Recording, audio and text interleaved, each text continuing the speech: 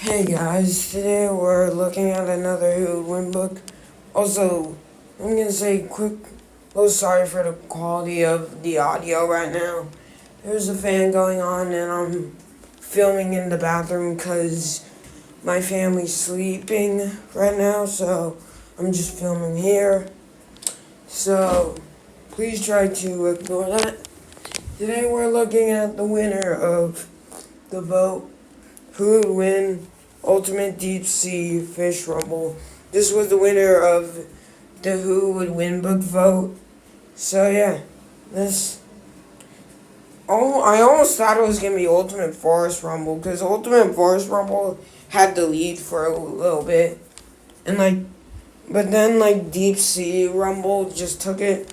For anyone that has voted for a different book, I think one person voted for who would win Tasmanian Devil versus Tiger Quill. Any of those books. I will be making all of those books eventually. I do have some new who would win book ideas I want to get out. But I will at some point get to do all those books, especially Tasmanian Devil versus Tiger Quill. I've been meaning to get that one done for a while. But here we got Who Would Win Ultimate Deep Sea Rumble. We have the Sixgill shark, the Anglerfish, the Goblin shark, and the frilled shark. So anyways, let's get into this. And before you say, wait, the Sixgill shark is not a deep sea fish. It's considerably a deep sea fish. They're found between shallow and deep waters. It's gonna be included in this book because, why the heck not? Anyways, let's just get to it. Who would win? Ultimate Deep Sea Fish Rumble. You know I have to start with this match. What happens? 16 deep sea fish decide to have a tournament.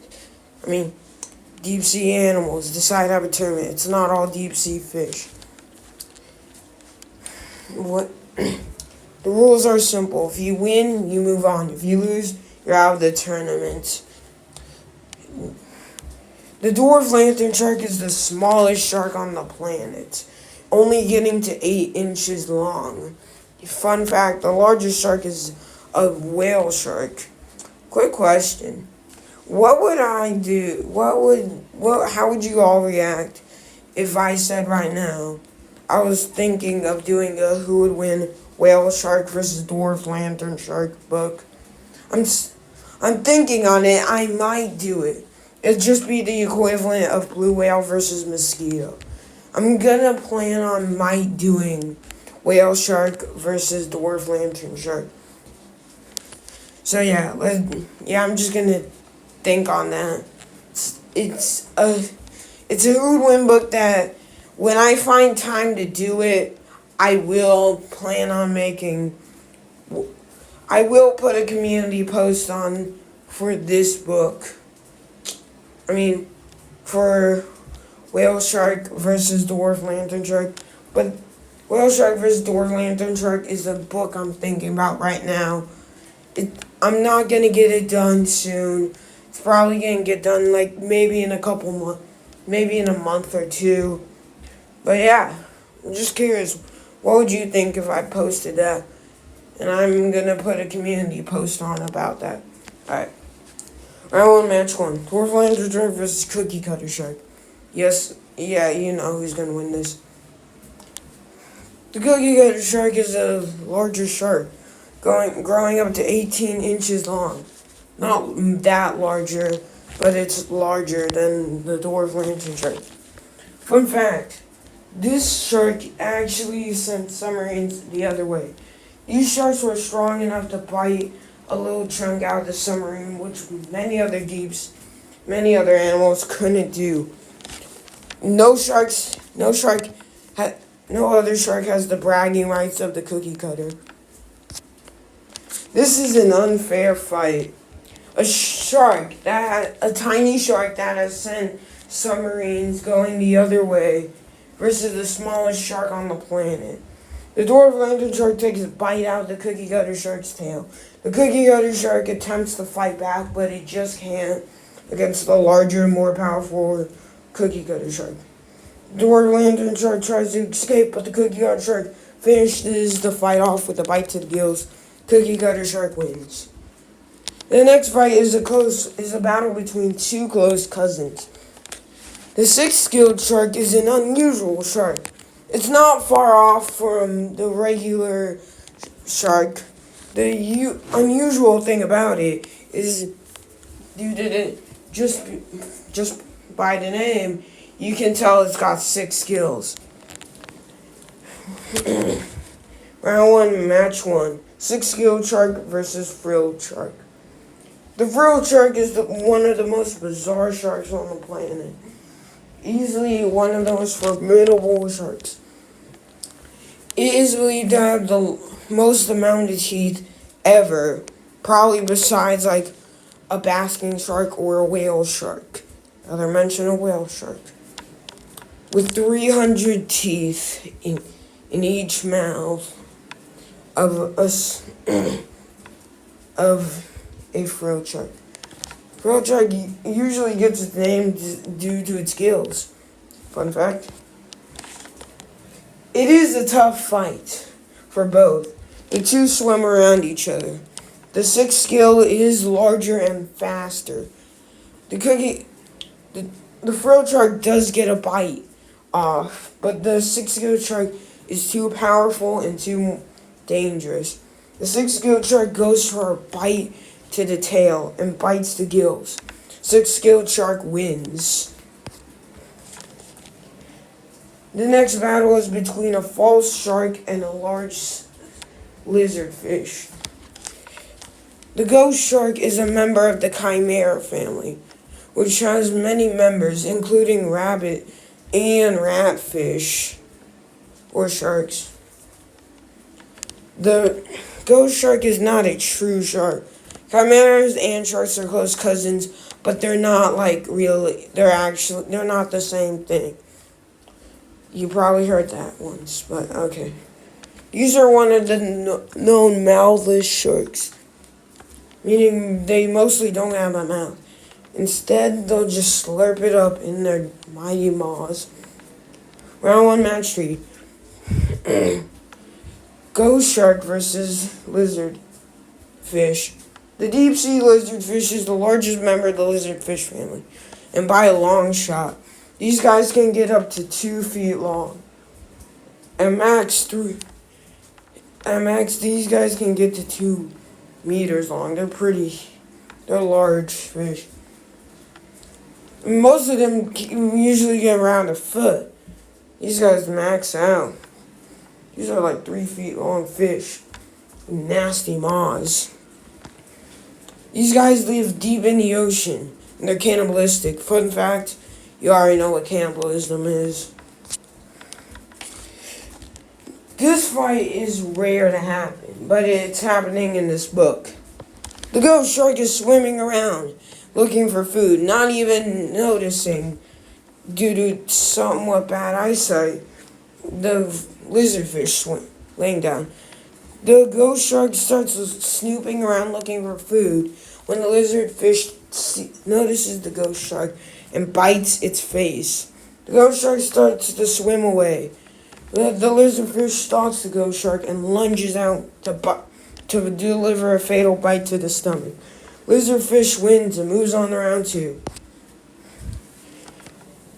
The Viperfish is a part of a family with some of the largest viperfish growing up to 4 feet, up to 1 foot long, with more smaller ones getting about maybe an inch or 2. These guys are very diverse species.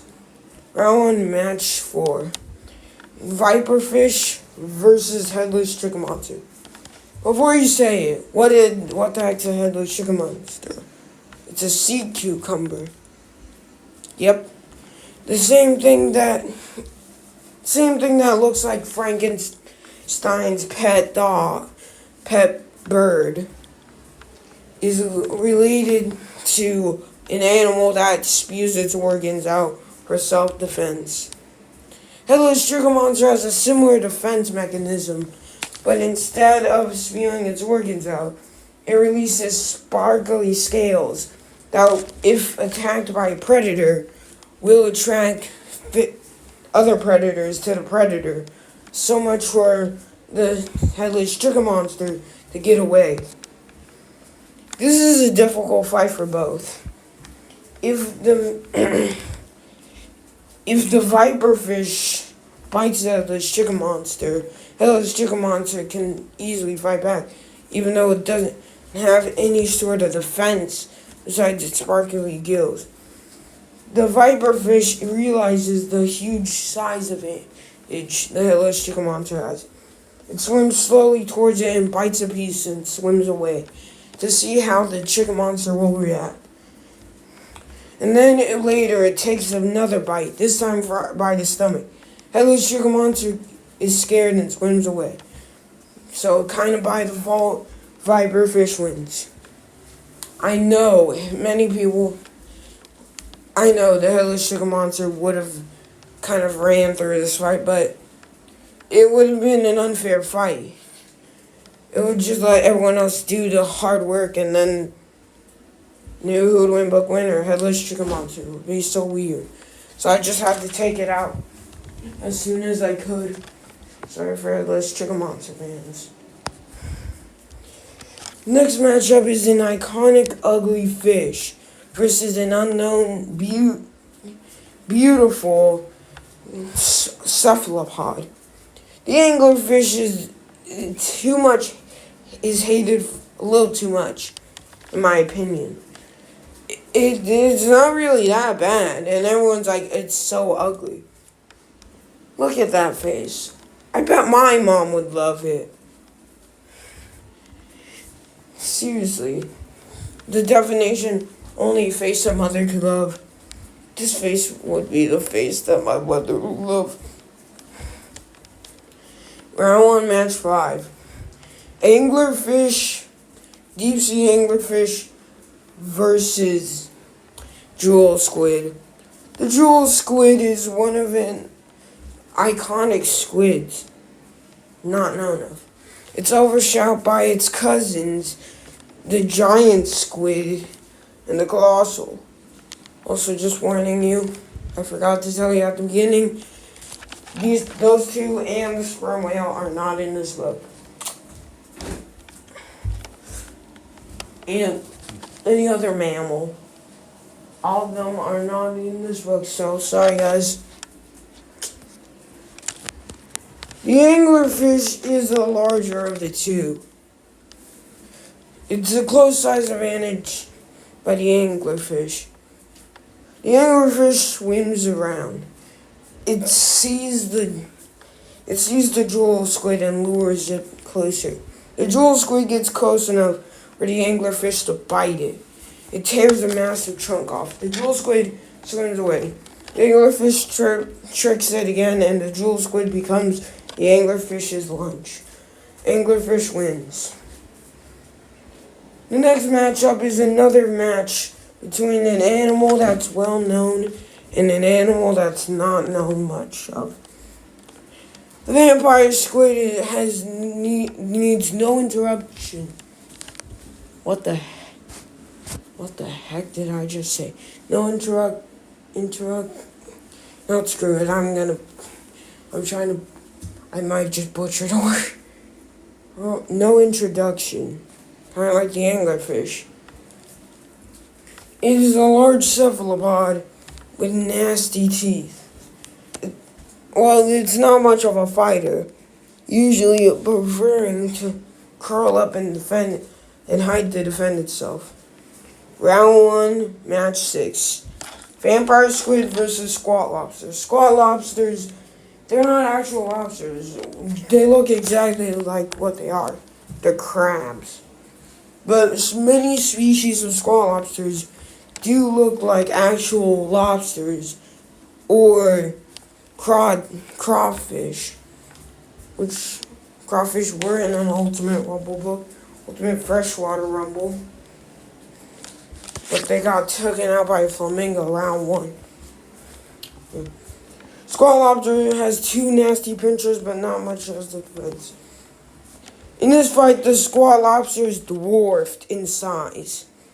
While the vampire squid won't usually doesn't usually hunt stuff such as the squid lobster. It's a little especially hungry. Wants to win this tournament. It goes down, opens its mouth, and grabs the squid lobster. Its defensive spikes don't do much because they're not deployed just yet. But the beak tears up the squid lobster. The vampire squid wins and moves on to round 2. Next match, the giant goblin shark is very famous, but is very misunderstood. There's no evidence suggesting goblin shark. It was a very old shark, in fact considered a living fossil, but there's no evidence this animal would tussle with plesiosaurs. Plesiosaurs would have been equal, like plesiosaurus itself would have been equal to size against the goblin shark, but most likely these two would have not risked the shot of fighting. Today, the goblin shark is looking for a meal, and using its sense organs, it picks up on the giant halibut. Round 1, match 7. Goblin shark versus halibut. The halibut is the largest member of the flounder family, with our Atlanta halibut being the largest. The cold water helps them thrive. In fact, they're not really considerably like a deep sea fish. They don't live very far in the deep, like many other animals in this book. But they're somewhat considered a deep sea fish. That was one of the 72 dangerous animals of the ocean.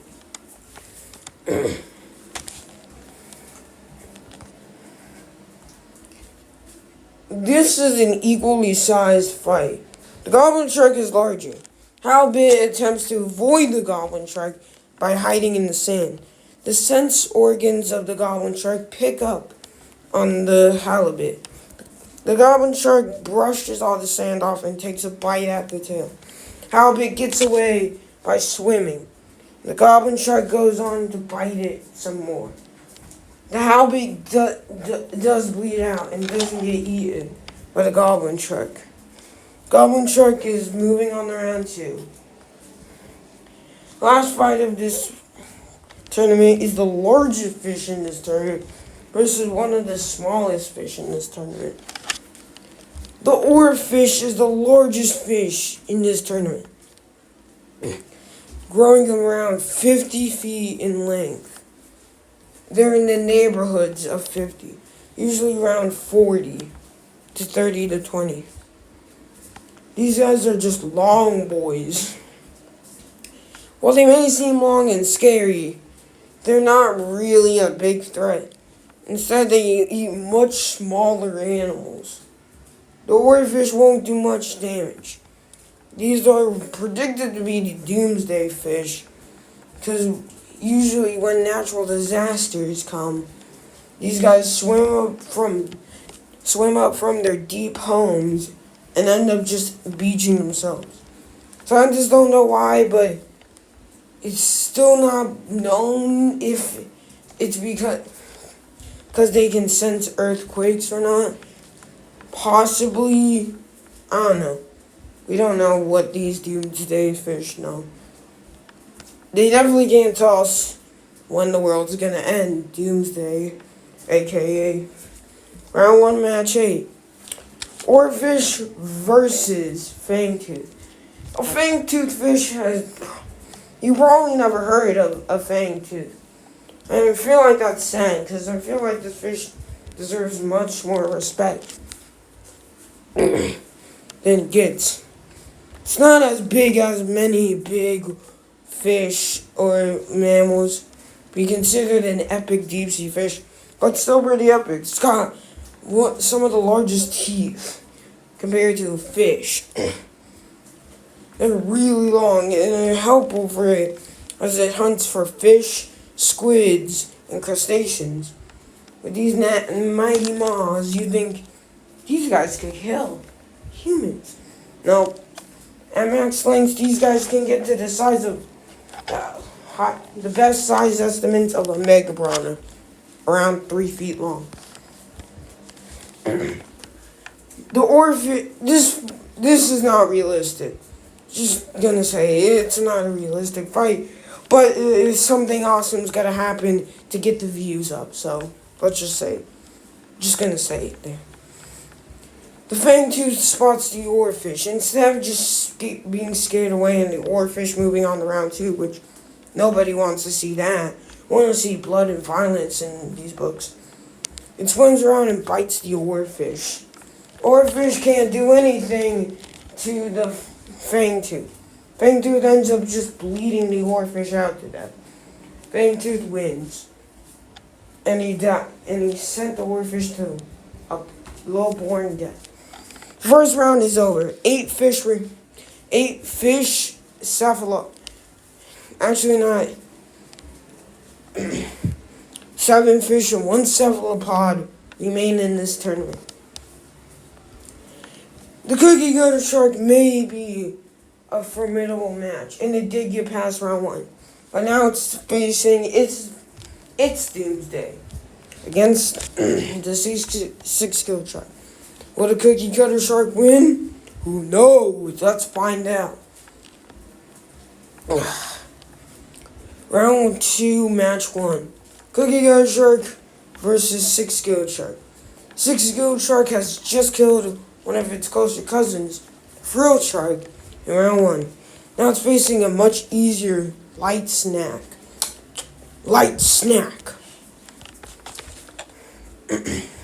Anyways, it's the text and is looking for the cookie cutter shark. The Sixgill shark sees the cookie cutter shark. Instead of just taking this strategically, it swims right to its prey, mouth wide open, and chomps right down on the cookie cutter. The cookie cutter never stood a chance in this fight. The Sixgill shark is our first deep sea animal in the final 4. Cookie cutter Sixgill wins. The Lizardfish has a large size advantage in this fight, and it's going to need it. It's taking on the Viperfish.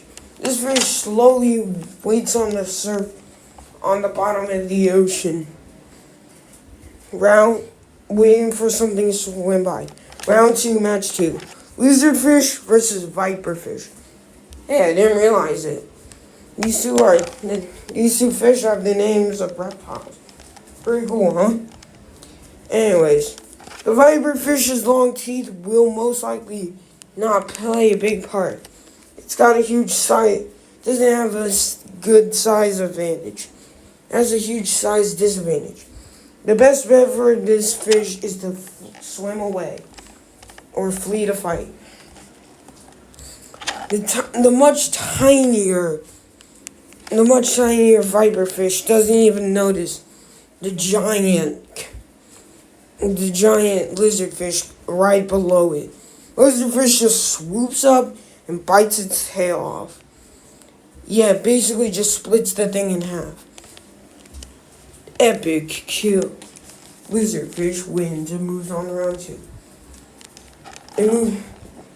Lizardfish is on to round 3 to take on the Sixgill shark. Next matchup is the battle of the icons of the deep sea. A known famous fish that has been perceived in local films galore as a formidable apex predator of the deep sea versus a formidable, weird but deadly squid with sharp spikes and a nasty beak to compromise for it. Round 2, match 3. Vampire squid versus anglerfish. This should be an iconic this should be the fight of the iconic creatures. I mean, it's not every day you get a battle in a book with two of the most iconic deep sea birds, deep sea, air, jungle, forest, plainlands, whatever. You don't get this every day. So we gotta celebrate it by giving it its own name. Yeah. These guys are formidable and dangerous to each other. The fight of the infamous critters begin. As the anglerfish realizes it actually doesn't win this fight. It has a size disadvantage. It doesn't mean it's over yet, and it actually gets a good shot of killing the vampire squid by biting a nasty chunk off it. The vampire squid is angry now. It rolls its defense. Now the anglerfish cannot get it. The anglerfish stabs itself and just ends up swimming away. It tries to turn to face it, but the vampire squid goes and chomps its face nearly off. Anglerfish is out of this tournament. Vampire squid wins. I'm not lying. When I first got to this fight, I wasn't sure which of these two I wanted to win. But I just said vampire squid because it's nasty. We already have 3 contestants in the final 4. There's only one spot open. The Goblin shark is looking for its opponent. Round 2, match 4. Goblin shark versus Fangtooth. The Fangtooth, sick name. In my opinion, it's got a really sick name. You can't lie. Fangtooth is really cool. This predator is searching around. It has another size disadvantage, but this size of disadvantage is not as bad as the one it had to deal with in round 1. The Fangtooth attempts to bite. It actually bites. The Fangtooth starts the fight off by angering the Goblin shark by biting its tail. The Goblin shark doesn't like this and switches around and bites down onto the Fangtooth. The Fangtooth is very injured. The Goblin shark just ends up swallowing it whole. The final 4 is here. Sixgill shark, lizardfish, vampire squid, and giant and shark are all in this final fight. And Goblin shark are in the final 4. The next battle is up. Whoever wins this goes on to the championship match. The six-gilled shark is swimming around, looking for some food. The same can't be said about the lizardfish, waiting for food. The six-gilled shark has a size advantage. Lizardfish has nastier teeth. Who knows who can win? Round 3, match 1, aka the deep sea final 4. Six-gilled shark versus lizardfish. The lizardfish is laying below, waiting for another fish to swim by to attack. But it doesn't know the next fish that's going to swim by is much larger than it is. This is going to be a fight. The giant six-gilled shark easily overpowers the lizardfish. Lizardfish gets a bite, but misses it. The six-gill dodges the bite and returns the favor with a bigger bite, chomping right into the lizardfish, tearing a huge chunk out and eating it. The lizardfish immediately dies from the wound, and the six-gilled finishes its meal and heads on to the finals. Six-gilled wins. The vampire squid is now back for its next fight, but this time it's facing another hard opponent. The Vampire squid is ready to defend itself from any problems. The goblin shark is on its eye. Round 1, round 3, match 2. Vampire squid versus goblin shark. The goblin shark is a formidable opponent. It's once again has the size advantage in this fight. The goblin shark detects its opponent and swims towards it. There's a problem. The vampire squid has already rolled itself up. How's this fight gonna go on? The vampire squid is not stupid. Just get this fact straight. The goblin shark swims away. The nasty vampire squid goes back to normal. Oh, but it doesn't notice. Yeah, the goblin shark's back for violence. Goblin shark bites the back and then bites its side, tearing it to pieces. The vampire squid may be formidable, but it doesn't stand a chance against the goblin shark. Goblin shark wins. The championship match is now here. We're at the final fight of this tournament. Only one of these animals can win this fight and claim themselves to be the ultimate deep sea champion. That is not something like the giant colossal or giant squid, colossal squid, or sperm whale.